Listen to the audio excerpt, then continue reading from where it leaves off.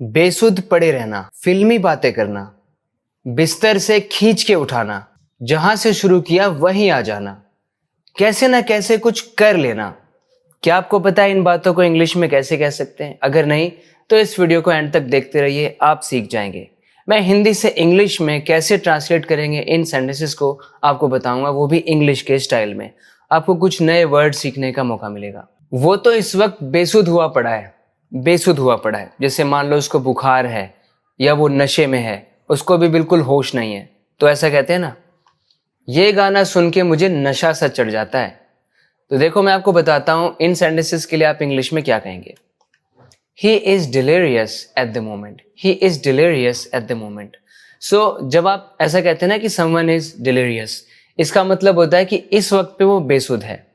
Delirious का मतलब experiencing a state of extreme mental confusion or excitement. इसके दो तरीके से मतलब होते हैं। एक मतलब तो होता है जब कोई बेसुध है, उसे पता नहीं है क्या हो रहा है, किसी मेंटल कंडीशन की वजह से उसको बुखार है, उसकी तबीयत खराब है, तब वो बेसुध है, तो हम कहेंगे वो डिलीरियस है।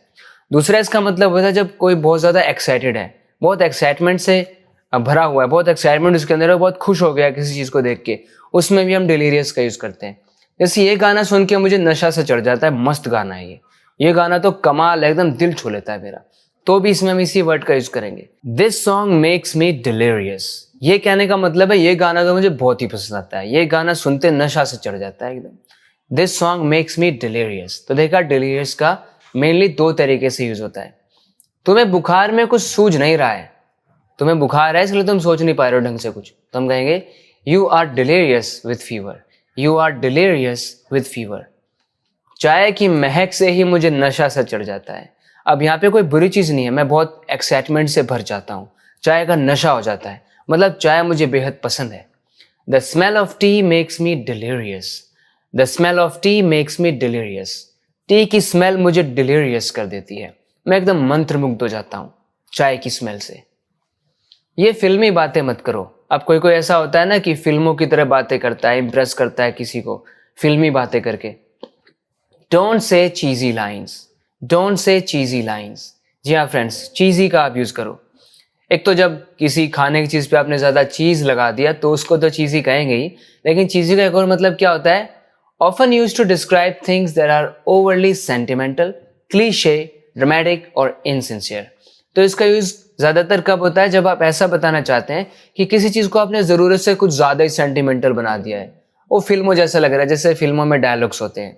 या क्लीशे है, पुराना घिसा पिटा हो गया, वो आप ऐसे नहीं बोलते, फिल्मी बातें लग रही है, मतलब फेक लग रहा है, इनसिंसियर लग रहा है, तो आप उस चीज़ को चीज़ी बोल सकते हैं।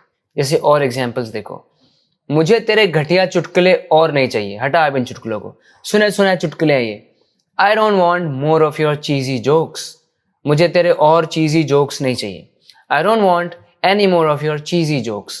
तो चीजी का मतलब क्या हो गया, बेकार किस्म के, लो क्वालिटी के, या सुने सुनाए, ठीक है। तो इस तरह आपको चीजी का यूज करना है। तू ही मुझे यहाँ खींच के लाया, मैं तो आना नहीं चाहता था। 6 बजे उसे खींच के उठाना पड़ता है मुझे, उठता नहीं है वो। तो इंग्लिश में आप वर्ड यूज करो drag. You dragged me out here. You dragged me out here. तू मुझे यहाँ पे लेके आया है, मैं थोड़ी आ रहा था। I have to drag him out of bed at 6। 6 बजे भी मुझे उसे ड्रैग करके उठाना पड़ता है। I have to drag him out of bed at 6। 6 बजे उसे घसीट के उठाना पड़ता है एकदम। अब आपको वर्ड्स तो पता होते हैं, लेकिन आप उन्हें यूज करते नहीं, बोलते वक्त यूज नहीं करेंगे तो what's the use my friend, start using them. Party इतनी लंबी कैसे खिंच गई? अब पार्टी तो भाई 1 घंटे चलने वाली थी, 2 घंटे चलने वाली थी, 4 घंटे कैसे लग गए भाई, कैसे खिंच गई इतनी लंबी? How come the party dragged on for so long. वो हमेशा बातों को पॉलिटिक्स की तरफ ही खींच के ले जाता है। ही always drags the conversation towards politics. बात कुछ और हो रही होती है, वो ले जाता है पॉलिटिक्स की तरफ खींच के। तो ड्रैग का इस तरह आप यूज करो, करना शुरू करो। हमने जहां से शुरू किया था वहीं आ गए। जहां से हमने जहां से शुरू किया था वहीं आ गए। कभी कभी ऐसा होता है ना, आपने किसी काम को शुरू किया लेकिन बीच में कोई प्रॉब्लम आ गई, अब सारा शुरू से करना पड़ेगा, परेशान हो जाते हैं। मेरे साथ ही कभी कभी हो जाता है। रिकॉर्ड करता हूँ वीडियो, बीच में पता चलता है जाके कि रिकॉर्ड तो हो ही नहीं रही थी, सारी वीडियो दोबारा रिकॉर्ड करनी पड़ती है मुझे। फिर मैं क्या बोलता हूँ पता है, we are back to square one. मतलब मैं बोलता हूँ I am back to square one. तो जब आप ऐसे कहते हैं ना you are back to square one, मतलब जहां जहां से आपने शुरू किया था, जो जो काम किए वो आपको सारे करने पड़ेंगे। You are back to square one, so we are back to square one. जैसे क्या आपको सारी सफाई फिर से करनी पड़ेगी? जैसे कोई सफाई कर रहा था, बीच में आके किसी ने कुछ चीजें गिरा दी वहां पे, तो हम इसको क्या बोलेंगे? अरे यार, क्या आपको सारी सफाई फिर दोबारा करनी पड़ेगी? Are you back to square one? Are you back to square one? तो इस तरह किसी ने भी कुछ काम किया है, बीच में कुछ खराब हो गया, रूइन कर दिया किसी ने वो काम, अब वो बैक टू स्क्वायर वन है। ठीक है, मतलब शुरू से शुरू कर रहा है, स्टार्ट ओवर करेगा। कैसे ना कैसे बिल तो अब भरना ही पड़ेगा। कभी कभी ऐसी स्थिति होती है कि एक चीज को हमें कैसे ना कैसे करना है। शायद आपने सुना होगा बाय हुक बाय क्रुक। मैं दूसरा बताता हूं, the bill has to be paid one way or another. One way or another बोलो या one way or the other बोलो। The bill has to be paid one way or another. कैसे ना कैसे करके बिल तो भरना ही पड़ेगा। क्या आपने टाइटैनिक मूवी देखी है? वो टाइटैनिक मूवी में ना एक बार जो विलन का रोल प्ले कर रहा होता है जो आदमी, वो बोलता है एक बार, Jack I always win one way or another. अगर आप देखिए तो आप रिलेट कर लेंगे। कैसे ना कैसे पार्टी में पहुंच ही जाऊंगा मैं, कुछ भी हो। I'll make it to the party one way or the other. One way or another, I'll get to the party by hook or by crook. कैसे ना कैसे पार्टी में मैं पहुंच ही जाऊंगा। देखो यहाँ पे मेक का यूज कैसे हो रहा है। अब आप अगर ये रट लो मेक मतलब बनाना, तो गलत हो जाएगा। देखो यहाँ तो बनाना कुछ है नहीं, यहाँ पे मेक इट का मतलब है मैं सक्सेसफुल हो जाऊंगा, वहां पहुंचने में, पार्टी में पहुंच जाऊंगा। I'll make it to the party one way or the other. मेरे पास कोई छुट्टी नहीं है, मुझे काम मत दो, मैं पहले ही, मेरे पास बहुत काम है, मैं आपको बाजार करा के नहीं ला सकता भाई। I have no time off, मतलब मेरे पास कोई भी ऐसा टाइम नहीं है जब मैं ऑफ हूँ, मतलब काम से ऑफ, दुनिया से ऑफ नहीं। I have no time off, एक दिन की भी छुट्टी नहीं है क्या? अब सामने वाला बोल रहा है एक दिन की भी छुट्टी नहीं है क्या? कैसे कहेंगे? Don't you have even a day of?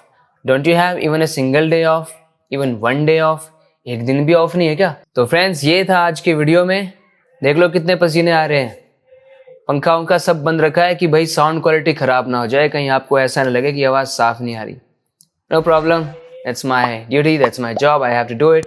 So I hope you like the video. हम बात करेंगे अगले वीडियो लेसन में, तब तक सीखते रहिए, कीप ऑन लर्निंग, अपने इंग्लिश को इम्प्रूव करते रहिए, अपने कम्युनिकेट करने के तरीके को निखारते रहिए। बात करते हैं अगले वीडियो लेसन में, तब तक के लिए अपना ख्याल रखें।